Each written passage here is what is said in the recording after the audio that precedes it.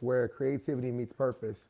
And we amplify the stories of dynamic, amazing leaders who are changing the game and really changing the world. I'm your host, Jeff Beckham. And today we have a powerhouse joining us. And I use powerhouse for real.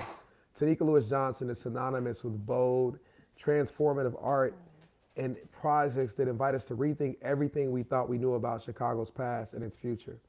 From her nationally acclaimed folded map project to her current work with Unblocked Inglewood, Tanika's not just documenting history, she's actually rewriting it. She's fresh off her first solo exhibit at the Gordon Parks Foundation Gallery in New York and the release of her new book, Don't Go, Stories of Segregation and How to Disrupt It, co-written with Dr. Maria Christen. Trust me when I say this is a conversation you don't want to miss. Tanika, welcome to the show. I'm so glad to have you. Hi. How you doing first? How you doing? I'm good. I'm good. Thank you. Thanks for So having me. so I gotta lock in with the roots, right? I wanna hear. Tell us about little Tanika, how she grew up, and how growing up in the city of Chicago, South Side, helped shape your identity as an artist and an activist. Um, my I grew up in Inglewood, but I also uh, lived in Northside Edgewater neighborhood, and then I also went to Lane Tech High School. So all of those things together, especially my commute to high school at Lane Tech from Inglewood, was the most transformative, eye opening uh, experience because, that's when, my 13-year-old little self was starting to see how my neighborhood looked different. I discovered that my neighborhood looked ugly to me in comparison to the neighborhood my high school was in. And that's something I had never thought before. And I was like, oh my God, I never thought my neighborhood was ugly. Um, and, you know, also the fact that I had to be at the bus stop at 5:30 in the morning to make it to school at 8. So all of these things together just made me have a lot of questions that, eventually grown up Tonika was able to answer. But yeah, no, my childhood in Inglewood was lovely. It was fun. And also when I did live on the north side in Edgewater, um, in Uptown, I enjoyed it. So I had a really my childhood was very not only diverse in experience, but also being a household full of artists. So I was never a child that only knew my own neighborhood. Like, my mom was a screenwriter. She went to Black Screenwriter Association meetings all over Chicago, and she was dragging me with her. Uh, when I went to high school, freshman year, I joined Young Chicago Authors. That was like their third year of being in existence. So I was going to Wicker Park on the weekends as a 13-year-old. And then during the week, I was going from Inglewood to uh, Roscoe Village. So it's just like, you know, I got to really understand how big Chicago is, how much I love it.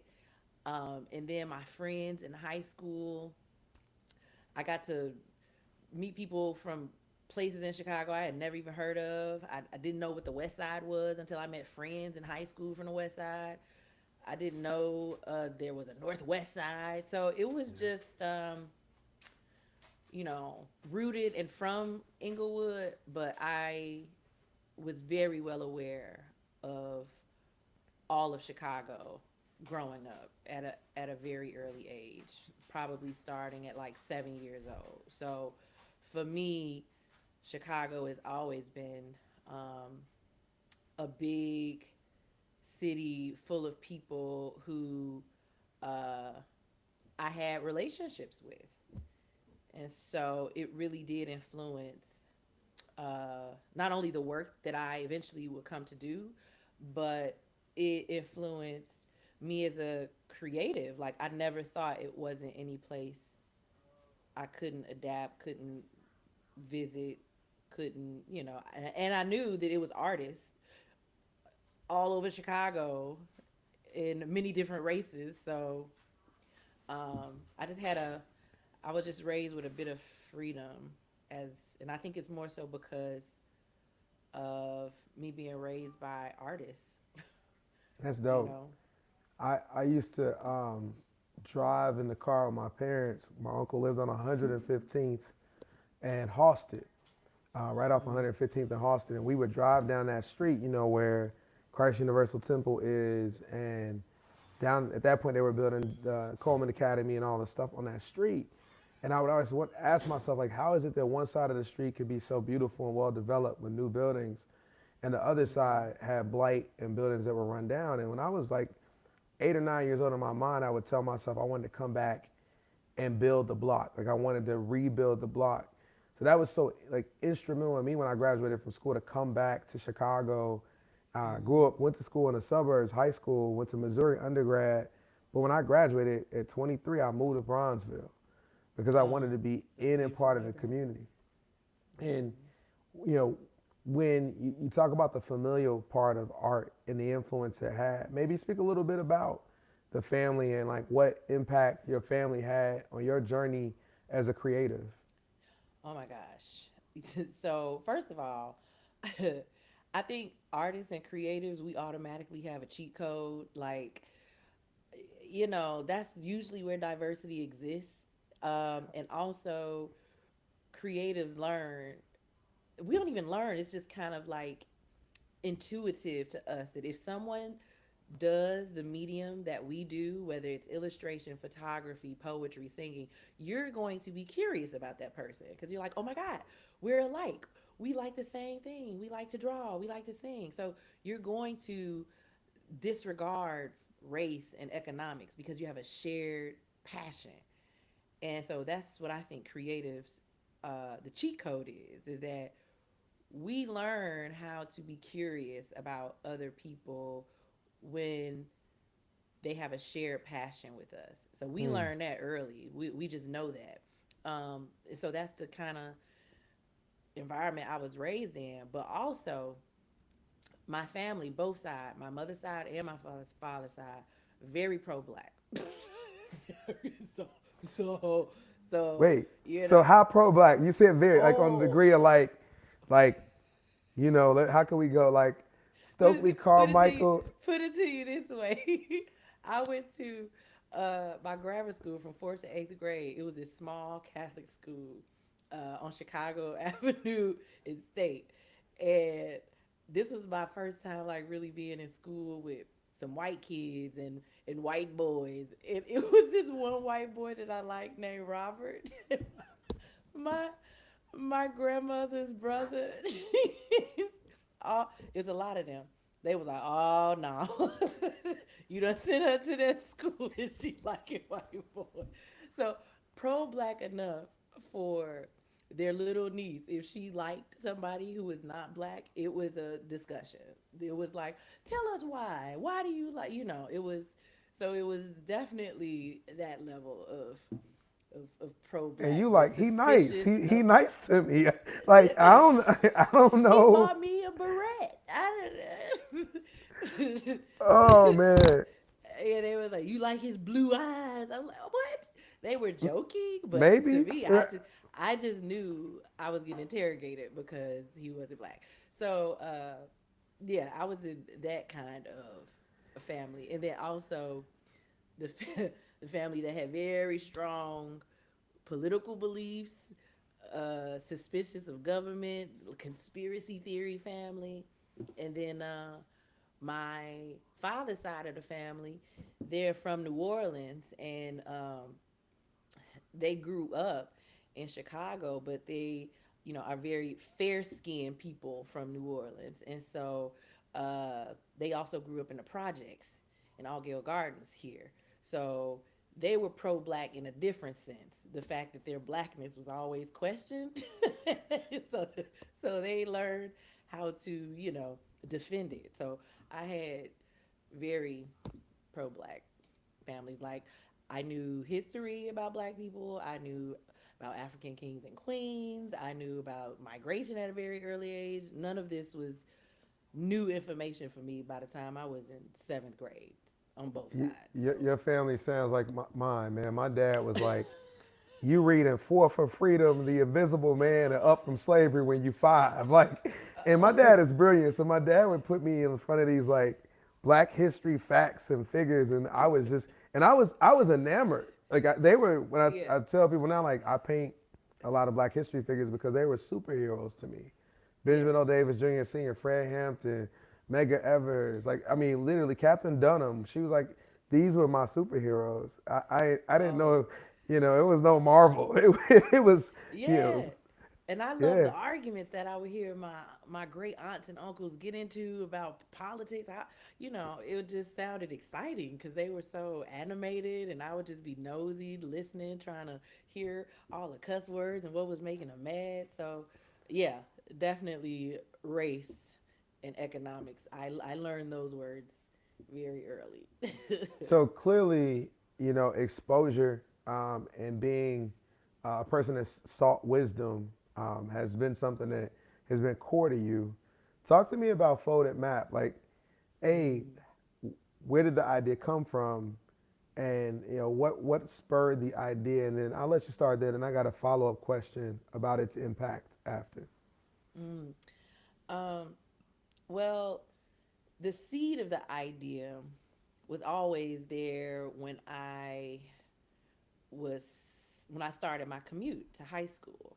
So I learned in that first year of commute that, oh, these streets are the same, even though I'm like on Addison or whatever north side stop. I was like, oh, the same streets in Inglewood, they go this far north. Wow, I didn't know that. So that was all. That was major. So that was one. Um, and then so I had to kind of tell people the commute so that they could understand the parallel. So I lived on 62nd and Loomis. So I would have to take the bus from 62nd and Loomis, which is, very close to Racine and Ashland. I would have to Yep. take it east to get to the Red Line train. And then I would take the Red Line to Addison. And then I would take the Addison bus to Western. So I was literally seeing those same streets look completely different. Because I was like, How long? oh, How I long actually, was that commute? Like, how long would that take you? oh, I would have to be at the bus stop by 5:45 in the morning to make it to school by 8. And of course, I didn't always do that. I was late sometimes. But it was definitely a 2-hour commute for sure. Yeah. And I asked that for a reason. I'll let you get back to your story. But the Black Student Success Working Group that CPS has just convened is actually being challenged by Ed Bloom for its legality, of course, under the current administrations. And I won't make this too political. But we looked Everything at is the, political. everything is political, but we looked at the data, and on average, black students commute is 30 to 40% longer in Chicago than any Oh, other racial demographic. So I say that to put a face to it for y'all out there watching and oh listening, yeah. that this is somebody right here who experienced that. Y'all didn't have, a lot of y'all did not have 2.5, 3 hour commutes to school. Y'all don't even have that for work. Y'all wouldn't do that for work. I This know. young lady was doing that in high school, and many of our kids still are. Yeah, many. Yeah, like so many of the black kids, especially at Lane Tech. Even if they were from the west side, they still had a nice commute coming from that far west because of where Lane Tech is located. So when I talk about the commute being the like revelation for me about the streets, especially when I talk about it to educators, they're always like, "Oh my god!" So that usually follows up with a conversation about, yeah. So if you get 3 tardies and then you have to be in detention, you already know who was in detention most. I Yep. was like, it was heavily the black students from the south side and west side in detention. So, because they had that rule, 3 tardies and you get a detention. So, yeah, it all, and if you have so many detentions that you don't complete, it's just, you know, inequity all around the Yep. cycle of it. So, yeah, that commute. And then the most important part of Folded Map, outside of just the comparison of the streets and addresses, for me is map twins. You know, people who live on those same streets coming together. And even though that idea developed as I was doing the project in 2017, the concept of being friends with people who um, grew up differently than you or who didn't live in your neighborhood, that was from not only high school, but the time that I lived in Uptown when my mom did move from Inglewood for about 4 years, and we lived in Uptown, and I met a whole bunch of kids who were like, you know, cool, and they were not from Inglewood, and so I took that back when we moved back to Inglewood. Like, oh my gosh, I wish my friends from Uptown could meet my friends that I grew up with in Inglewood. And then when I got to high school, it pretty much continued. Like, oh my gosh, I didn't know that it was so many cool people from all over the city. So the idea of coming together despite geography, race, class, if you will, was really cemented in high school as well. So I would say the concept of the project was always kind of within me.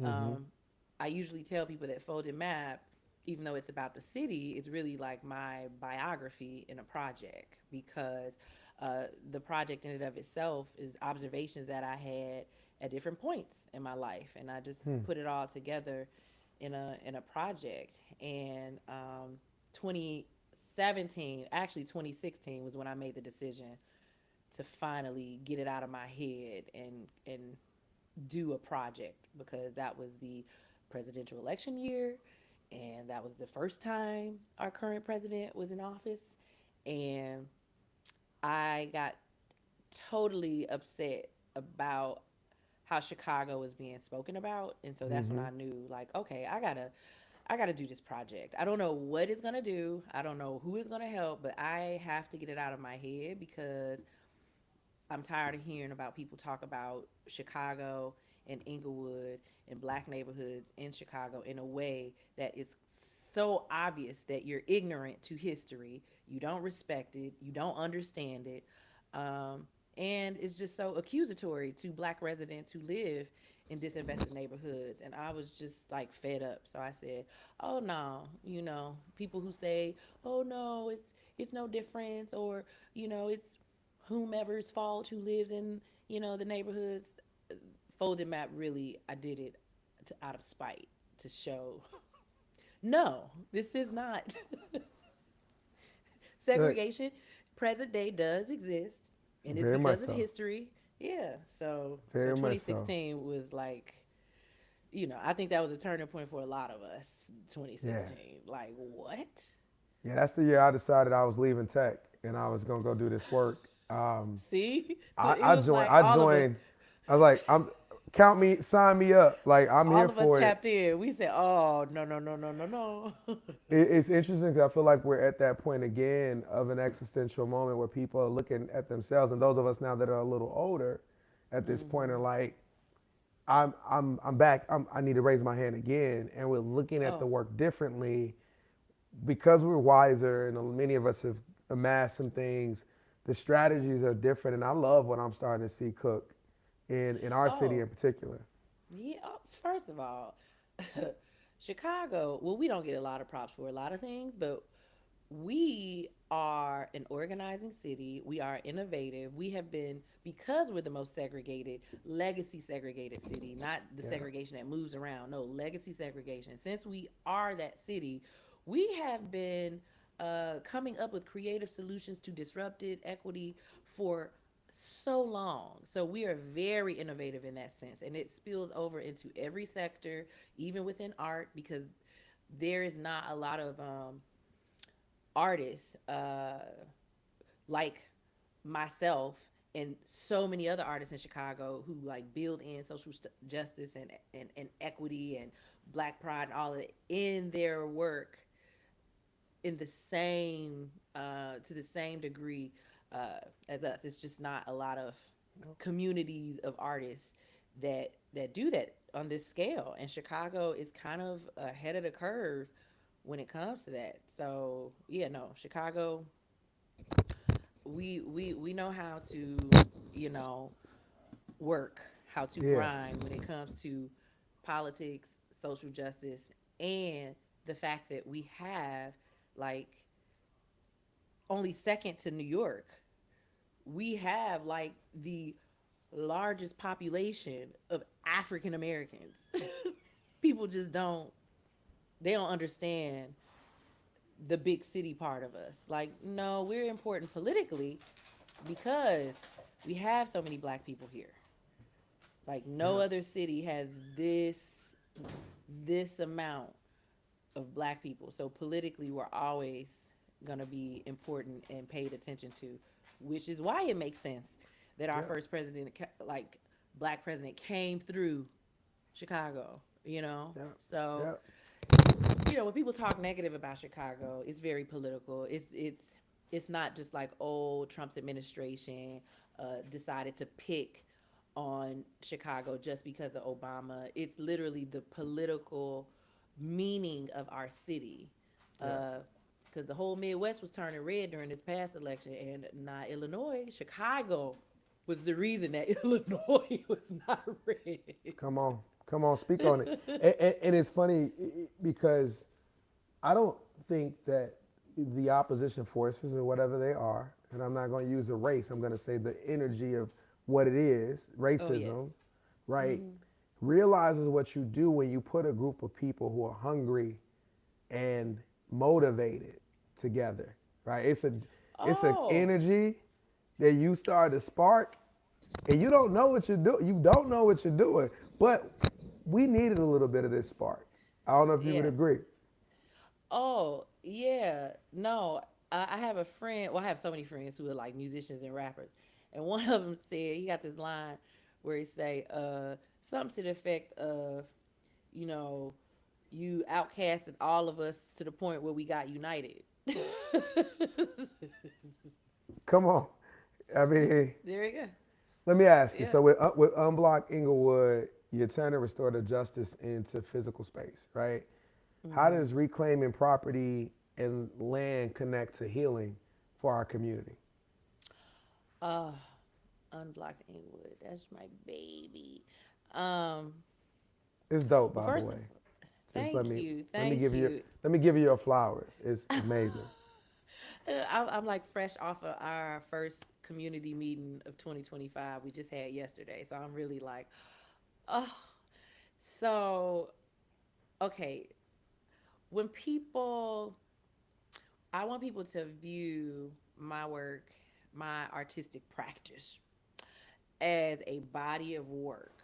So when I came out with Inequity for Sale, that was the landmarkers of just a collection, just 13 of the over 3,000 homes in Chicago that have been stolen legally from black people. Um, it was to help make visible this very real predatory housing practice that began the downfall of black neighborhoods, specifically Inglewood and all of the West Side, really Hmm. devastated by this practice called land sale contracts. But I always knew that I did not want to just do a project that not just uplifts history and make people aware of this issue. I wanted to do something to help solve it.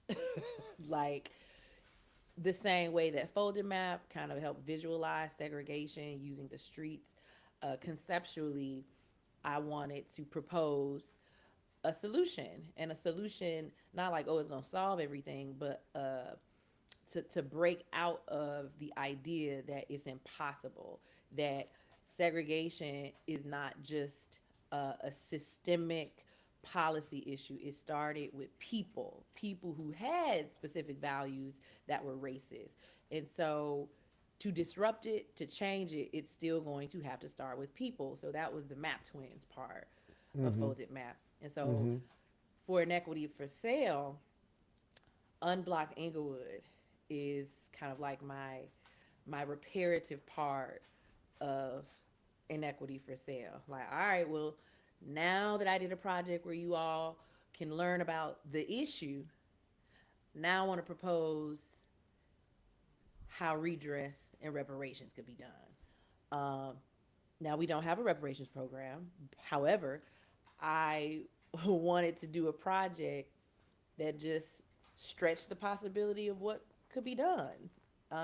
So, the city of Chicago had a public arts grant for artists to do uh, a massive creative placemaking project, and this grant was up to $500,000.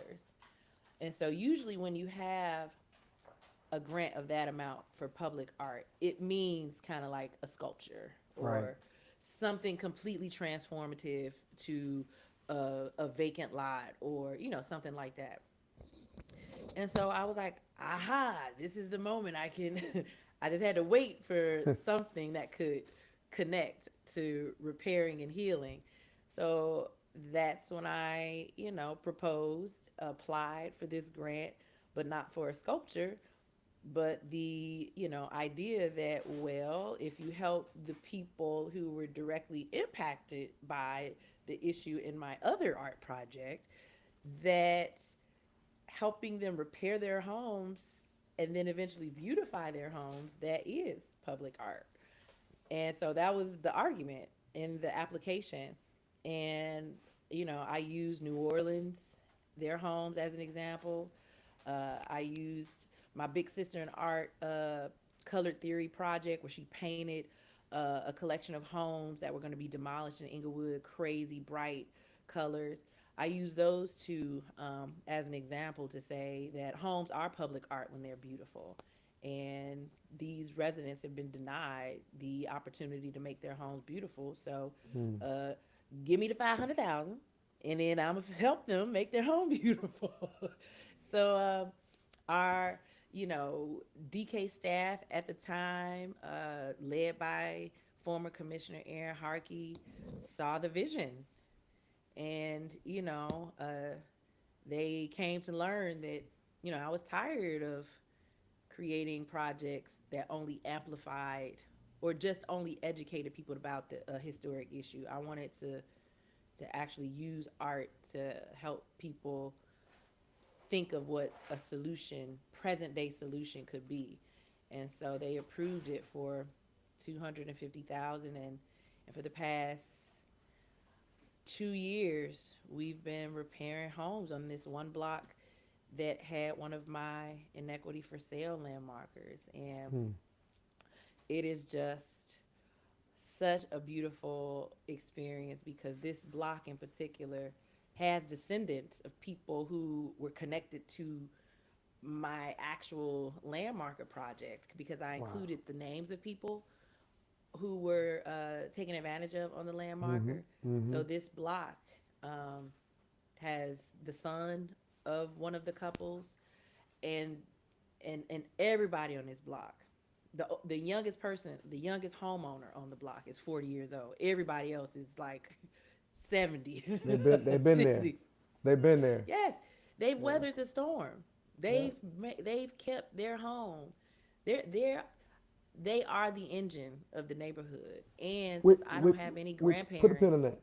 yeah. Put it right there. Think about that. That means they kept it through the contracts.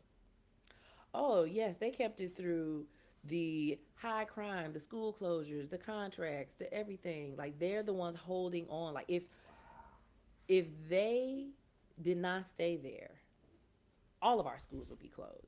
Nothing would be there. So that block represents like a deep, deep resilience and history to me. And since I don't have grandparents, like, I feel like I got a whole new block full of grandparents. And what I tell people, like, when they ask, like, how does it feel doing a project like Unblocked Inglewood? it feels like an analogy a friend of mine said. Um, Imagine if you had grandparents and you went to visit them one day and you found them in their home beat up and everything was stolen from them, and they was Mm. just left there to die, and you found them. You want to know who did it.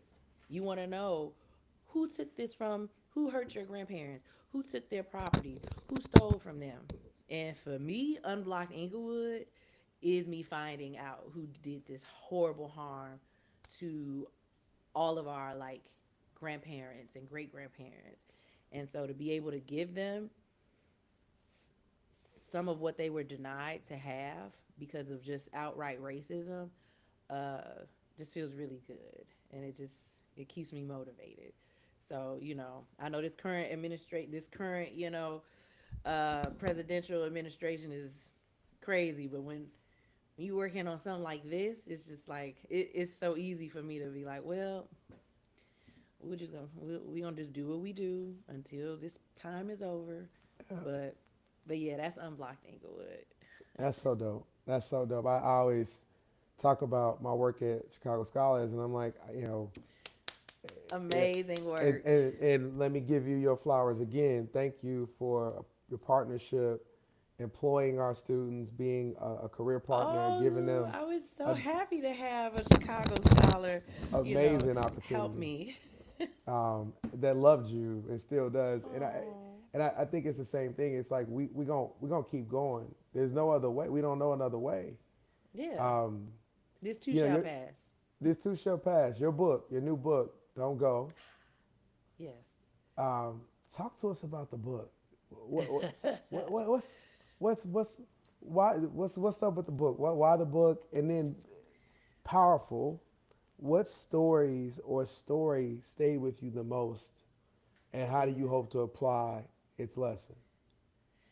So all of my projects have been from the vantage point of, I would say, black people specifically, because it's coming from me. I created it, and Folded Map. That's my observations as a black person who grew up in Chicago, because it is very clear and evident that a white person, because of segregation, could not have ever come up with that project. Simple. Mm-hmm. So that's a black project. When I say black, I mean from the experience of a black person in Chicago. And Equity for Sale was uplifting the trauma of what black people experienced in the 50s and 60s, trying to be pioneers and homeowners. My Belonging Project, which is uplifting the stories of black and brown teenagers who get racially profiled no matter what neighborhood they're in. And Don't Go, well, Unblocked, you know what that is. But Don't Go is really a project that um, is coming from the perspective of white Chicagoans and transplants, Chicago Mm. transplants, with some stories of people who are from neighborhoods that others are told to not go to. But I really wanted to do a project that offered a realistic way that white Chicagoans and transplants can contribute to the conversation about segregation in a authentic way that's coming from their experience. And Hmm. in order for them to do that, it has to be deeply honest and vulnerable, and it has to share what they learned when they went to places they were told to not go to. And that is really the premise of the book. It is people sharing their stories about when they were told to not go to the South and West Side, and what happened when they went, and what they realized about race and themselves when they went. And so for me, I can't pick one story because all of them are so touching. Um, as a collection, even though it's other races included in the book, but for me, what was really interesting as a Black Chicagoan is hearing the stories of white Chicagoans being honest about how early uh, being programmed to be anti-black Hmm. like comes up, you Hmm. know. Um, and so they were just honest about not knowing that that advice was rooted in racism. They were honest about uh, feeling pissed off or lied to when they did go to the neighborhoods that people told them to not go to, and was like, "What? This is just black people here. These neighborhoods are, just as beautiful. They have even a stronger sense of community than the neighborhoods that I'm from." And I really wanted people to take away from this book the kind of conversations that we have to be having in order, one, to defend Chicago, because I'm tired. I'm tired of people Yeah. just labeling Chicago as a whole as just Yeah. like, oh, gun violence. Like, first of all, that's not even factual. Let's just stop. Like, okay. So, one, it's a book to help defend Chicago for all races of people in Chicago, to defend your city. But two, just a testament to being honest. The people who are from the neighborhoods that others are told to not go to, like Tiana. She's from Inglewood, and she's an engineer. She went to IIT, and she heard on her freshman orientation the school tell this room full of international students to not go to basically all the neighborhoods that were black. And that was the first time she heard that. Yeah. And the book includes how she felt. Like, it was Yeah. hurtful, it was shocking. It includes my story, me realizing that, oh, racism and segregation and this don't go narrative is why I never really had a sleepover in Inglewood when I lived there. So it's just a collection of really honest stories about people realizing how racist and damaging saying "don't go" is. It's wild. Like when you break down how systems actually work. And Mm-hmm. here's a great example, audience. Go to your corporate housing department and ask them to pull up the list of recommended neighborhoods they give when somebody's coming here, moving here, transferring here uh, at your company. And look at the neighborhoods you don't see. And none of them are on the south or west sides of the city. Like you won't even see Hyde Park. You won't see Beverly, let alone Inglewood, Bronzeville, Woodlawn. And they give those lists to black people who move here too, which is also a disservice Yes. of not being culturally responsive, of understanding. And like I had a white homie move here from New York who was from Brooklyn who moved here. They told him to go to Lakeview, and he was like, "I hate this. Like this isn't where I'm from. This Right. isn't what I'm used to." Mm-hmm. And I think you talk about how systems work and what does that do? That means corporations are spending money in those communities because they usually buy temporary housing for folks as they Yeah. look for homes in those places, and you are intentionally not investing and or divesting because other businesses don't want to move there because you've told people not to go there. The other Yes. fun story I got for you, when I was in my fellowship, I won't name the fellowship. Part of the fellowship is like you go to class every Friday, you go for 8 hours, and then we would go out in different communities. So my class was probably like, you know, 20% African American. Everybody else was everybody else. And the Mm-hmm. one we did on the south side, we went to the Discover Center and we had class there. They brought neighborhood and community leaders in, best food. They had Ain't She Sweet, and Ooh. they had all kind of good food, like literally. And afterward, we were like, we always go to hang out. So they're like, well, where are we going? And me and my girl Adrian Irvin were like, we're gonna take you to Family Den. We're gonna go to Family Den. And at 4 o'clock, we walked in Family Den with like 50 people, 10 black, and everybody else. And the owner of the den was like, and they was What the looking, hell?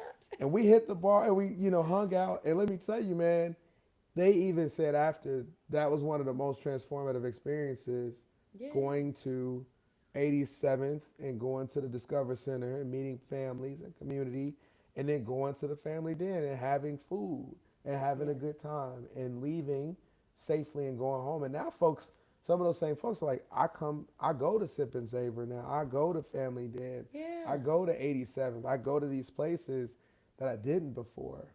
Um, Yeah. because a visit, a relationship, Yes. pathway in, change the narrative. Let's talk about changing narratives. Yes. Um, Chicago really struggles with controlling narratives. You know, what are some ways that you see as artists and everyday people that we can actively, like, really rewrite the story of the South and West Sides, like you're doing? Mm. How can we get Uh, involved? yes. Well, first off, just become an active resident. I tell people to start where you're at. Start, it doesn't start where you're at, uh, but then also recognize that you have agency. Like, no matter where you live, you do have an alderman. No matter where you live, you can contribute to something in your neighborhood. So just even that one act, or you can actually go to another neighborhood and learn something about it. It's those simple things that I want people to feel empowered enough to do and to feel that it is those small things that will make a change, because a lot of people, we get programmed to think that activism and advocacy is, protesting, getting involved in politics only. But no, especially in Chicago, it is relationship building. That is the root of organizing. And so if you just start with, you know, relationship building, whether it's across divides in your neighborhood, that is really how you start a momentum. And I just hate that people get taught to believe that that's not a critical part of change, of systemic change. Like, no, you got to get out and know people. What's the first thing anybody running for office do? They go knock on doors and get to know people. That's enough.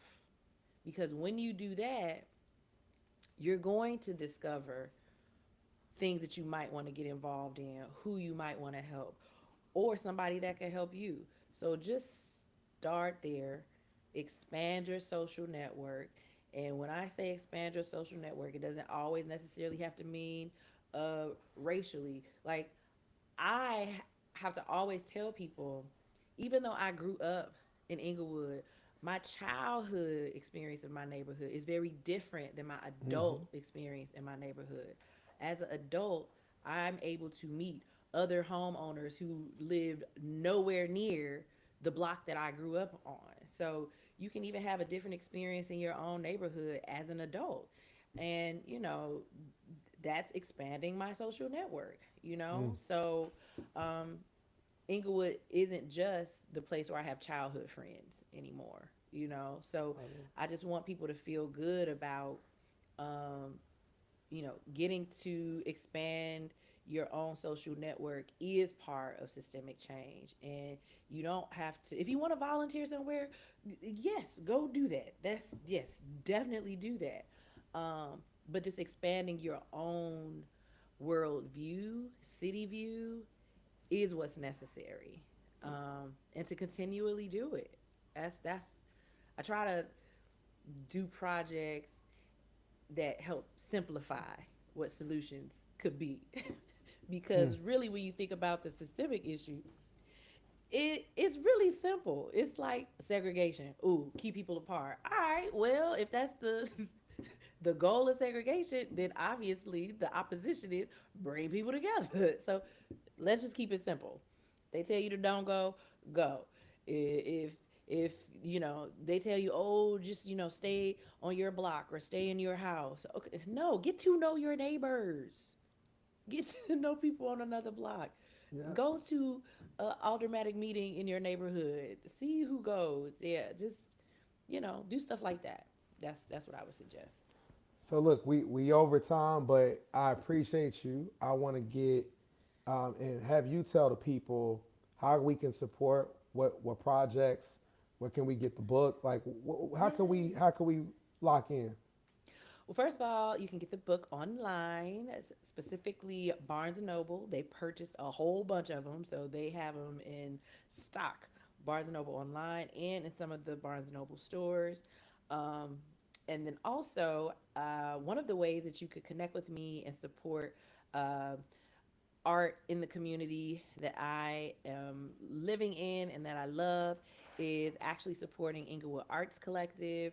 Every year, we curate the Arts Village for the Inglewood Music Festival, which is a free festival in Inglewood that serves as an invitation for people to get to know this neighborhood and disrupt the don't go narrative and have a good time, and also to introduce people in the neighborhood to different kind of art like public installations. And so we're currently trying to raise money to do our arts village at the Inglewood Music Festival, which is September 13th. So definitely go to Folded Map uh, project or inglewood.artscollective.com, and if you would like to donate or become a sponsor for some of our artistic initiatives, just hit us up.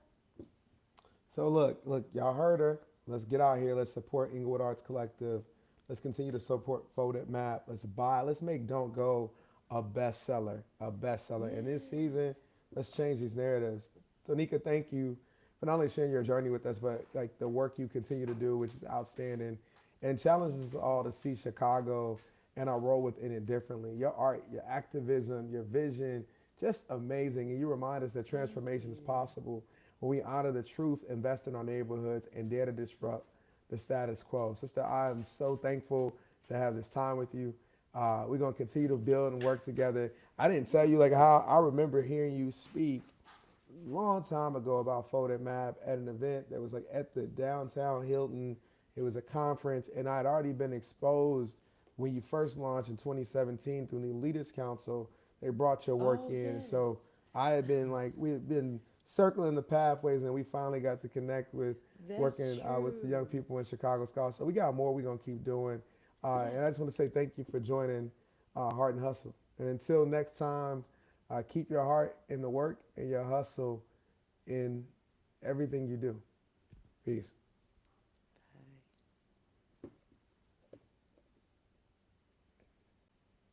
And we are out. Clear. Thank you. Yeah. No, thank you for